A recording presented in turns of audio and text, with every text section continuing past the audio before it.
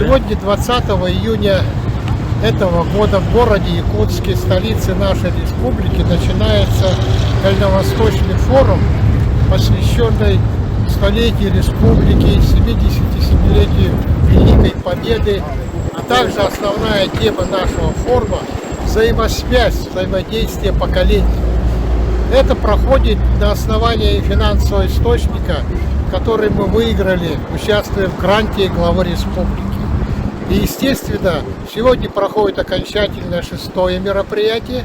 До этого мы провели 5 мероприятий, работая в каждом мероприятии с молодежью всех 11 регионов Дальнего Востока.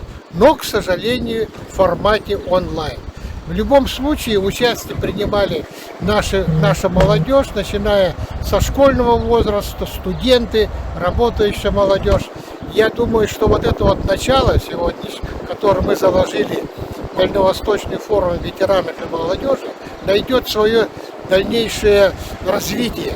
Это было бы очень хорошо, чтобы в каждом регионе знали, что и в соседних регионах Дальнего Востока проводится такая же работа в направлении патриотизма, в направлении поддержки позиции президента Российской Федерации Владимира Владимировича Путина. Хотелось бы узнать, все-таки одним из главных руководителем и организатором является ваша организация. Да, вот мы выиграли грант главы республики. Мы это кто, чтобы наши зрители... Да, это общественная организация ветеранов, пенсионеров, участников войны, ветеранов тыла, дети войны, ветераны вооруженных сил и правоохранительных органов. Вот эта республиканская организация попыталась объединить такие же аналогичные организации, существующие во всех 11 регионах Дальневосточного федерального округа.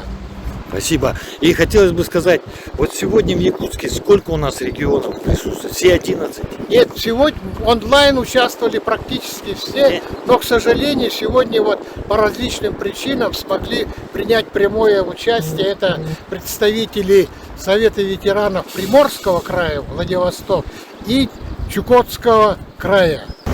И хотелось бы узнать, каково участие молодежи в вашем форуме? Ну, самое основное, это вот два участника, ветераны и молодежь. Поэтому сегодня мы еще в подтверждение этой позиции будем заключать принародно на форуме соглашение с Министерством молодежи и муниципальной коммуникации.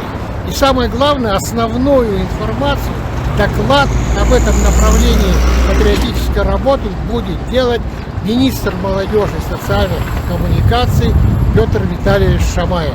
Вот это подтверждает, что мы вплотную работаем с молодежью. Спасибо, спасибо.